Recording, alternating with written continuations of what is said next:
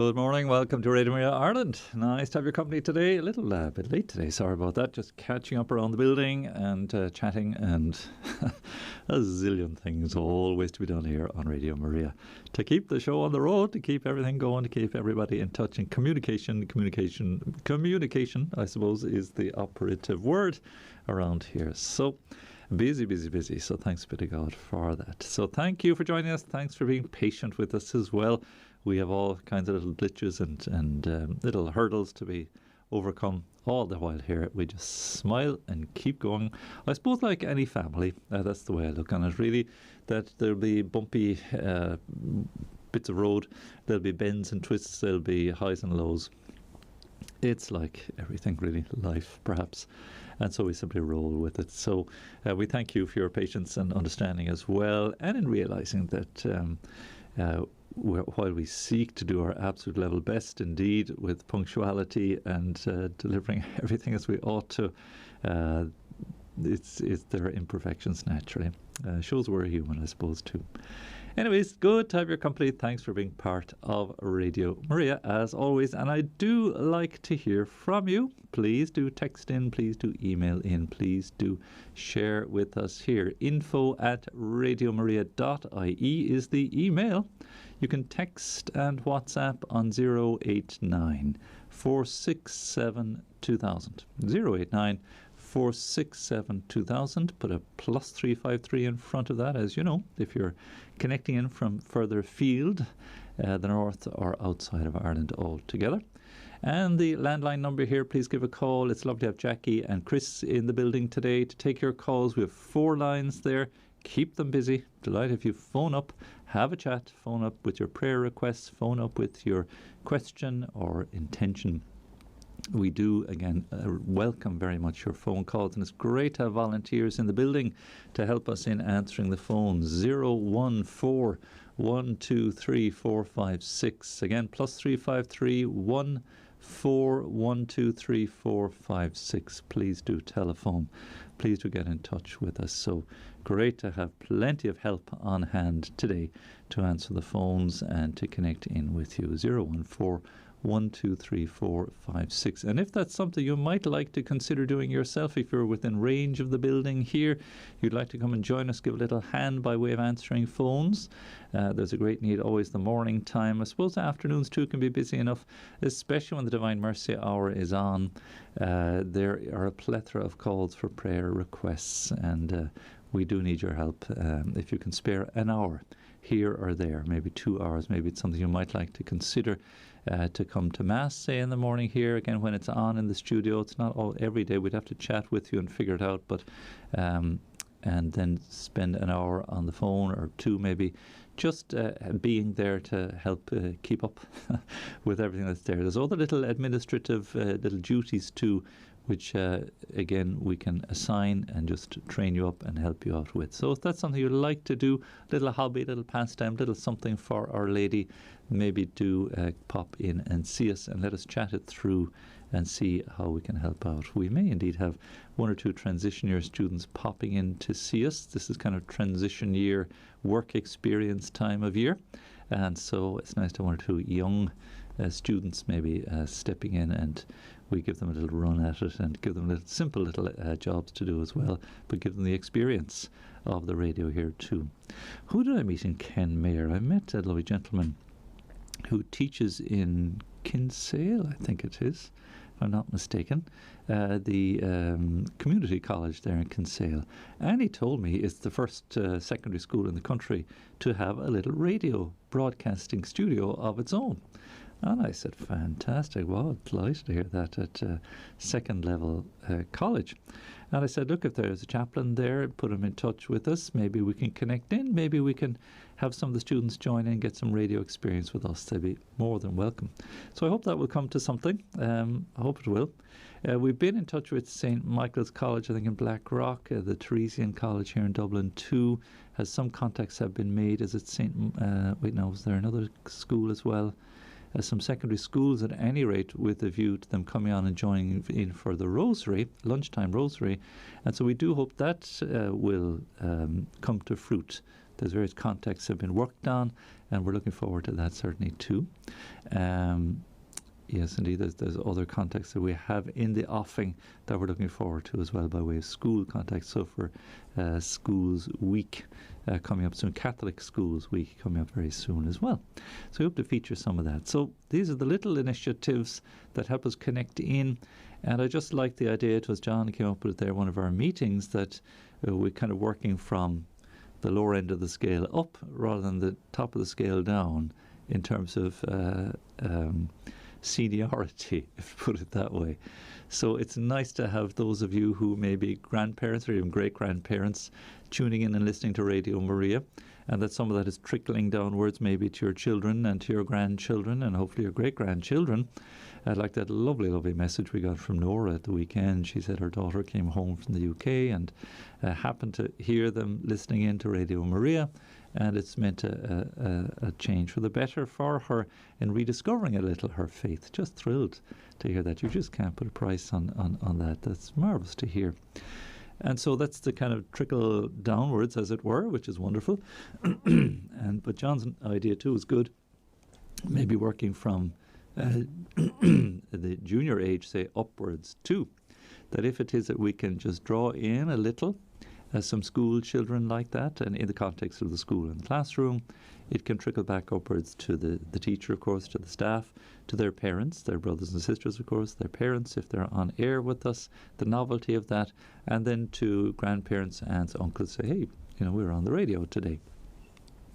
And again, the idea of kind of working in both directions and letting the influence expand and grow a little. And that's our hope and ambition, certainly, just dropping little seeds here and there and encouraging the others to discover the radio, as indeed we met some lovely, lovely people in Kenmare, thanks to Father George and Father John again, and in Dowris and Kilgarvan there at the weekend. And those who, for the first time, this is all new and looking forward to listening in and tuning in. So if you're one of those new listeners, you're very welcome. And thanks for listening and thanks for joining. And please share the message. Please let others know.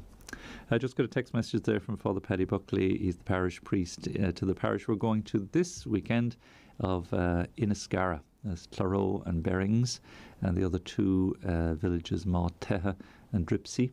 It's a scatter of villages there. I suppose Claro is sort of scale of a town, maybe. I don't know, or would you call it a suburb of Cork City? It's just bordering Ballincollig, so it almost qualifies as a suburb. It's connected on one end to Blarney, and there isn't much in the way of countryside, I don't think, between Cork City. Well, maybe there's a little, just trying to think in my head. But at any rate, it's certainly a commuter belt for Cork City and those working, say, in the university or wherever else they may be working. So a busy little parish there. But very much looking forward to visiting. And of course, Margaret Griffin, who hosts the Sow and Grow show, is based there too. Dripsey was where she had her garden centre for many years. Wonderful, wonderful business there. And so we're looking forward to meeting our friends there and getting in touch and anticipating indeed another lovely weekend of promotion with God's help. So obviously the weather improving a little. It's nice and mild and lovely and sunny here in Dublin. I do hope it's nice wherever you are today. And it was pretty overcast and miserable the last couple of days. It's sort of dark, But all this helps to just put a spring in our steps, and it's lovely to see the daffodils beginning to show, the little stems of daffodils coming up. I was out doing a bit of gardening yesterday, too. Just a nice bit of exercise to keep the soul in shape. And shout out to all the men on Exodus 90. That's mindful that myself and Father Marius were planning to hopefully have a chat with you about that as well. Day 3 now of all the various sacrifices that these men are making by way of abstaining from sweet things and desserts, disconnecting from social media, not watching television, not getting engrossed in sport, and setting aside an hour for prayer every day. These and a few other things, and fasting on a Wednesday and on a Friday as well.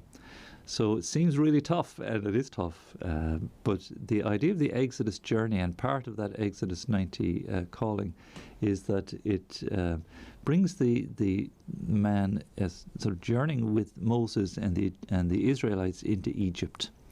And the message, one of the messages there, we're reflecting on the text of the book of Exodus.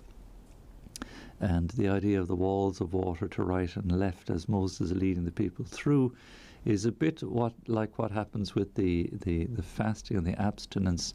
It breaks us free from the various addictions and the self-indulgences that accompany all these things by way of food and comfort.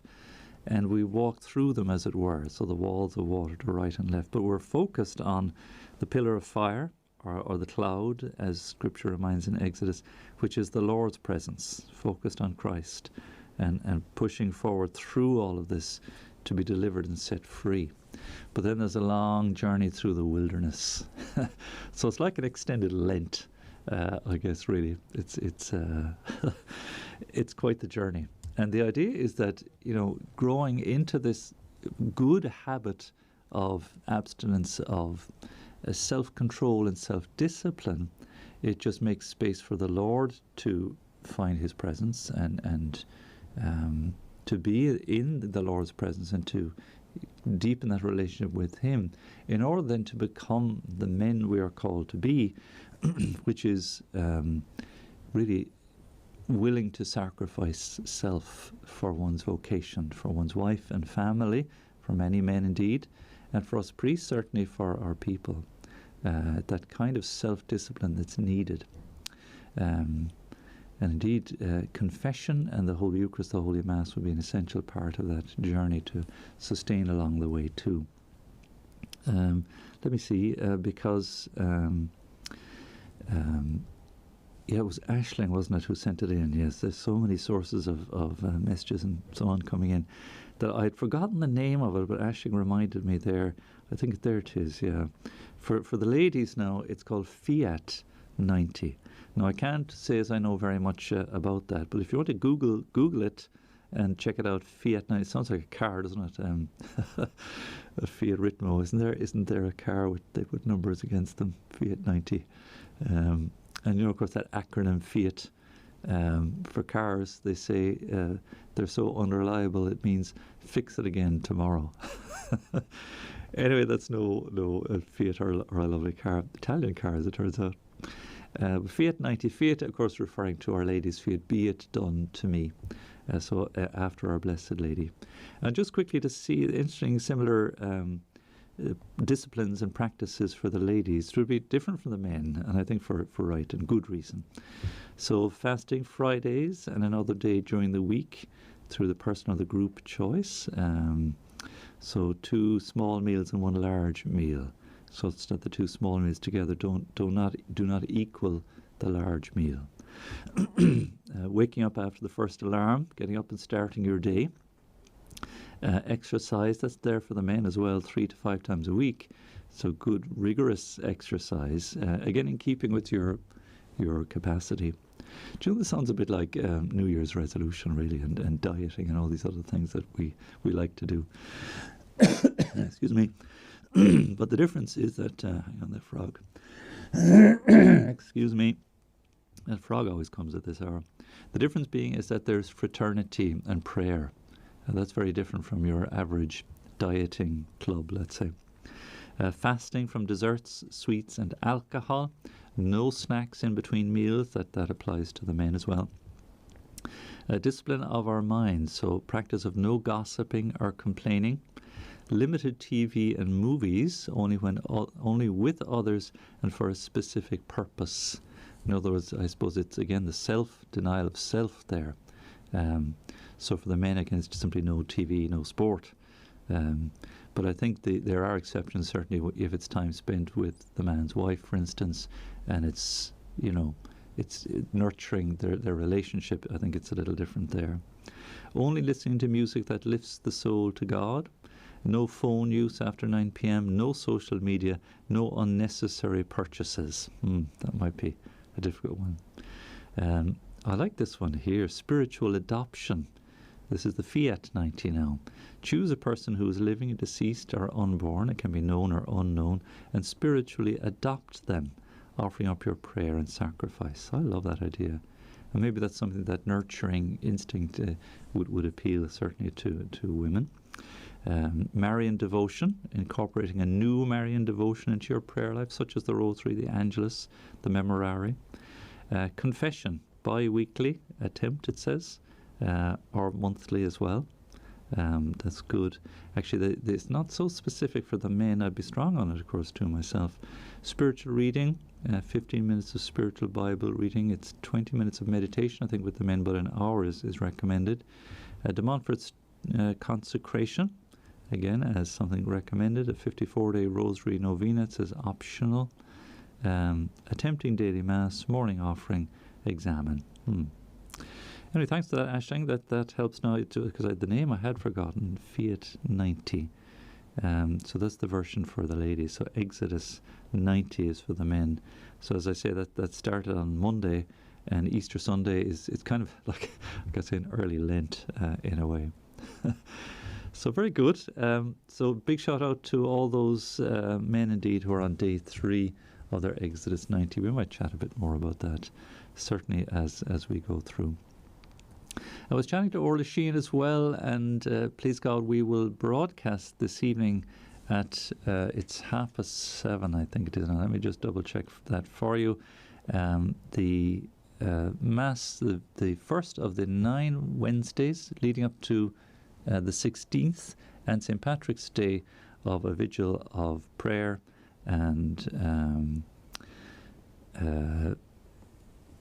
invoking St. Patrick for the conversion of our country and the recovery of faith indeed.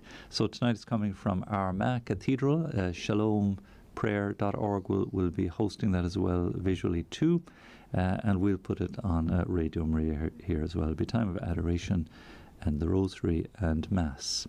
So if you're free tonight, it's a 9 Wednesday novena, so each of the Wednesdays, and we'll broadcast the first one, and we, please God, will broadcast the last one on the 16th as well. Archbishop Eamonn, he tweeted there this morning that it'll be on Radio Maria as well, so we'll stick to that and we'll broadcast it there as well.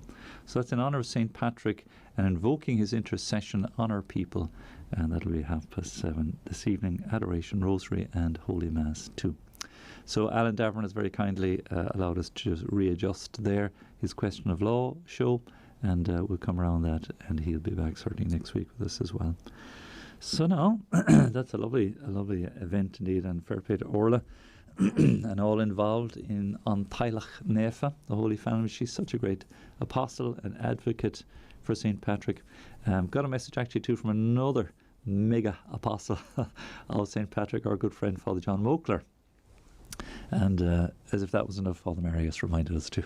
So all our friends, all our warriors like David in the first reading today, these are great warriors of the faith in Ireland. So listen, don't have any fear that the faith is dying away in this country. I can tell you what, St. Patrick is moving, and in a nice way. Again, it's not in any sense of campaigning or revolution or anything of that sort. It's a nice, gentle sort of movement of deep faith grounded in the rich heritage that is ours, and just advancing forward and relentlessly, but with conviction.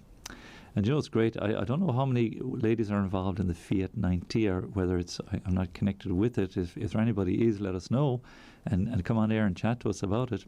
But we have about, I think now, according to Father Marius figures, there are about 300 men doing the Exodus 90. That's a little army, Gideon's army, as he said, of men who are really fervent and convicted in their faith and wanting to root out all the selfishnesses that so easily take a grip of us and distract us from the things of God and distract us from our vocations in our homes and families. That should give you great heart. I hope you're hearing this and saying, look, this is terrific. And it doesn't take a big army.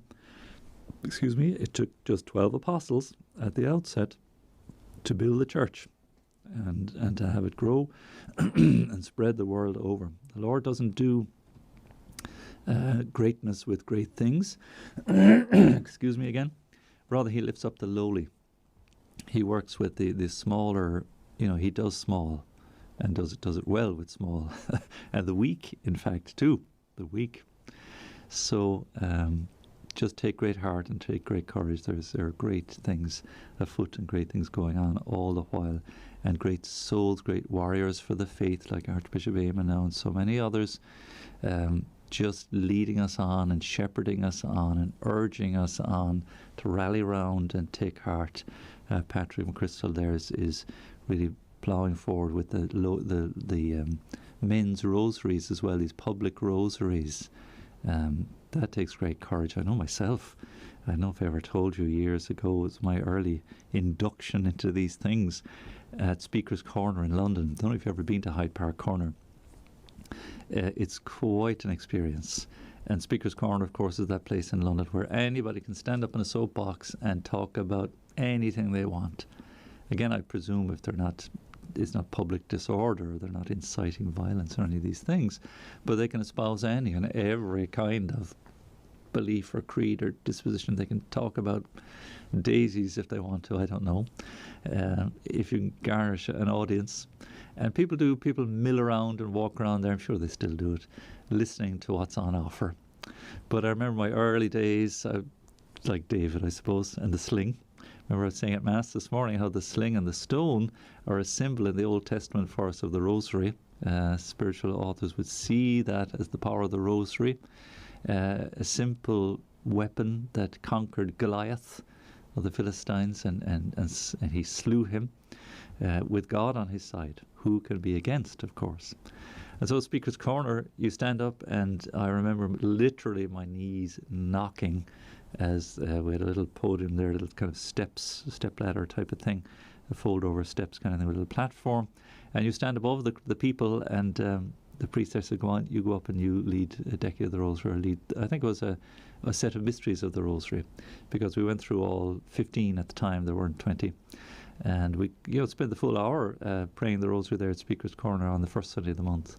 But it was my first launching into that sort of public, and it was a knee-knocking experience because any and every kind of heckler would come around, and it was just part of the Speaker's Corner, whatever it is, lore, I don't know, tradition, that hecklers would come around. And to be fair, we as praying the Rosary were pretty much ignored. We'd get the odd heckle, certainly.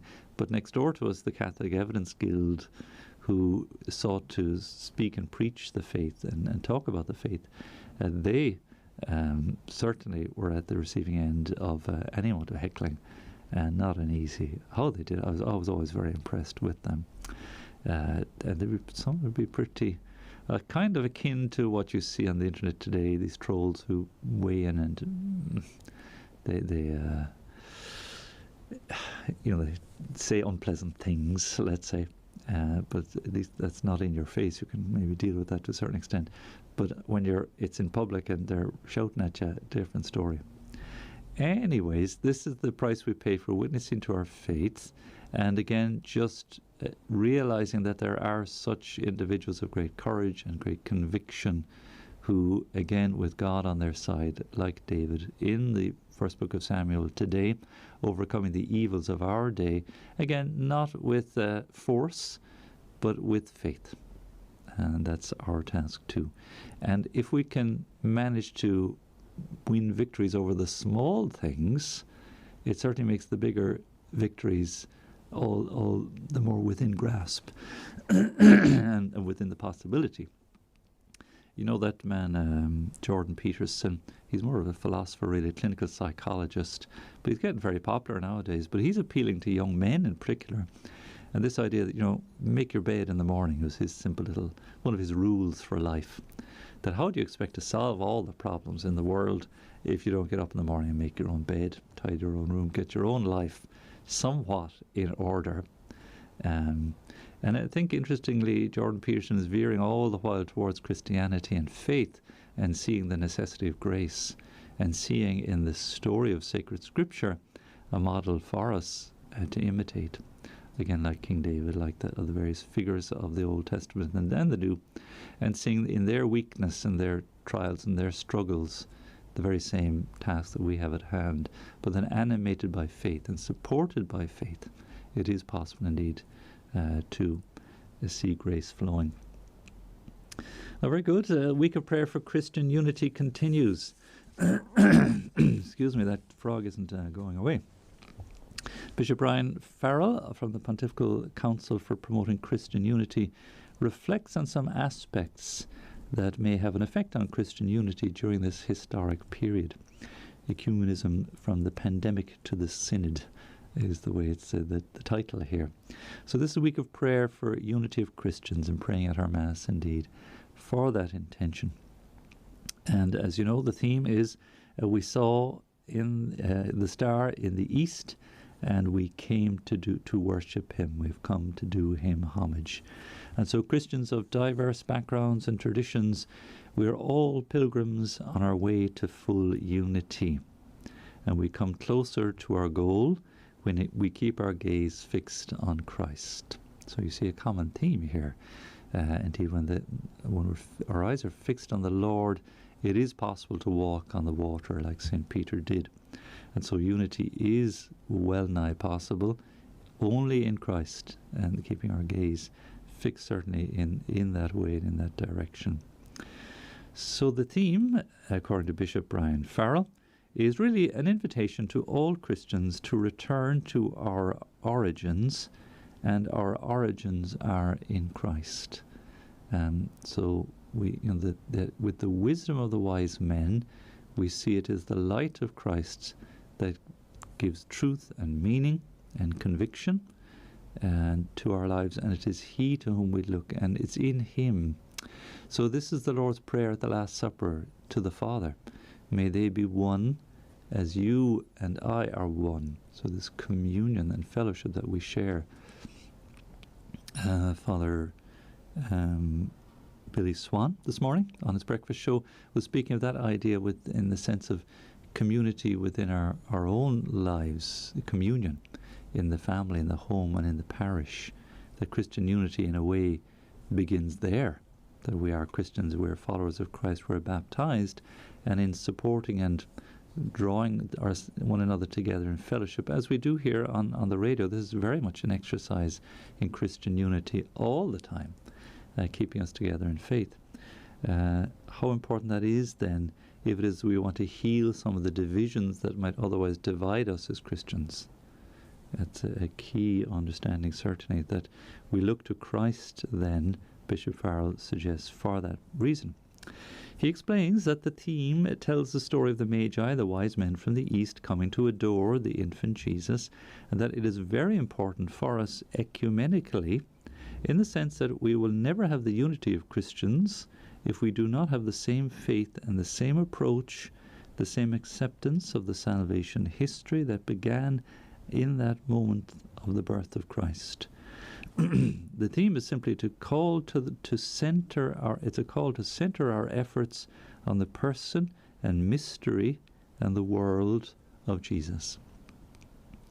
And again, what could be, if you want to boil it all down, if you like, what could be at the center, the very heart of what it is that we are about as followers of Christ and Christians. And this, again, could be taken as a theme for Radio Maria, to Jesus through Mary, and that we seek to center all things on Him. Again, the Exodus 90 men, they're on the same path, to try to center things on Christ and away from self, and then to apply that to our duty to communion, again in the home, but also among our fellow Christians. So the week of prayer is held annually, of course, and organized as it is by the Pontifical Council for Promoting Christian Unity. So there's a special body that's there to help promote Christian unity. And it has as its task and mission the promotion of all the efforts of the Catholic Church to reconcile all Christians in the one Church that Christ prayed for when He asked that we all be one like He and the Father are one. Absolutely. That's no small task, and it demands dialogue. It demands immense patience. It demands self-discipline. Again, the idea of having to put aside my prejudices, put aside my fears, put aside these other things that might block the way, and to be open then to hearing and connecting and communicating with those that might otherwise be at a distance, where there might be some difference or some difficulty or blockage.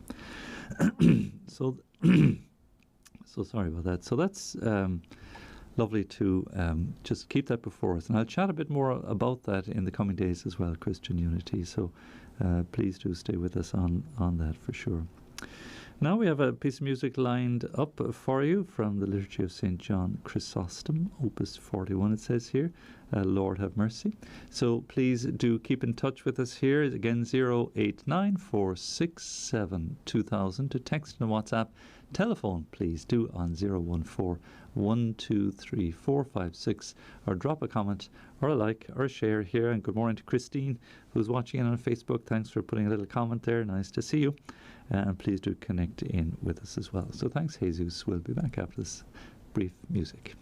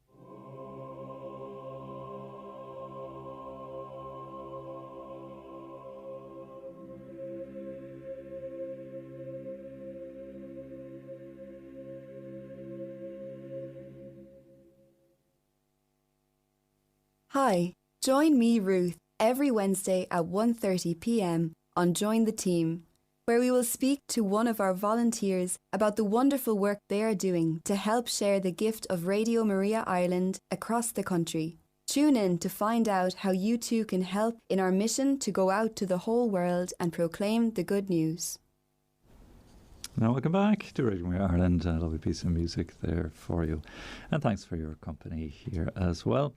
Just to let you know, the last of the calendars now, they'll be heading out the door this week, and there'll be no more, I'm pretty sure, because we brought about 100 calendars down to Kenmare to Kerry there at the weekend, and they were snapped up after Mass. So we're looking downstairs a while ago, there were about 100, I'd say, left at this stage, and I see one or two requests have come in even still for a calendar. Thanks to Maura, she took another 10 calendars and tells me they've gone flying off to the four corners of Dublin now again too, so thanks for that, Maura.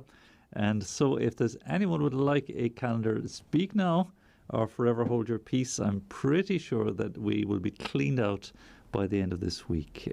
So now is your last chance, final call for a calendar or two if you want us to send them out to you. They're pretty sure there'll be none left, and that's the way it should be.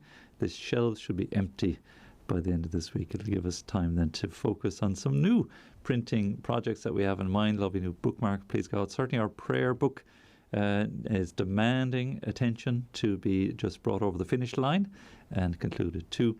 And a new program schedule is in the offing for printing as well too. So very good. Delighted with that, and delighted indeed that all the promotion work that's accompanying that too. So many thanks indeed to all who so kindly help with letting Radio Maria be known far and wide. Do please keep it in mind, if you can at all, to maybe to sponsor 5 minutes worth of Radio Maria. We're certainly in need of ongoing help to support that kind of level of promotion and printing. It's no small cost, and indeed, analysing our costs of late, we are falling well short of what it is that we need. And the world family of Radio Maria, naturally enough, is saying, look, we're hoping that Radio Maria Ireland can certainly come into its own and look after itself. Certainly we've made enormous strides, and we're so immensely grateful to so many, but still falling well short of where it is we would like to be. So with your help, certainly you might like to consider that and help us reach that target of self-sufficiency. And indeed that idea of a $5 a month to sponsor 5 minutes worth of the radio would be immensely beneficial to us. Maybe that's something you might like to consider. And just to put that briefly to you now, I'll chat more with you, and if John can find the time to come into the microphone here, update you on all the financial situation. We had a meeting yesterday with the World Family to try to negotiate or try to put all these things together. And they said to us, look, you're doing well, we know, but we are hoping indeed that you could be self-sufficient, because Radio Maria England is still very much in its infancy. Radio Maria Portugal is still a baby, and both are in great need of financial support. And we would really like to divert indeed help towards them if we can at all. So in helping us, you will actually be helping the World Family to help others. It won't just be helping us alone, it'll actually be helping the World Family, freeing them to support even further the likes of Radio Maria England and Radio Maria Portugal.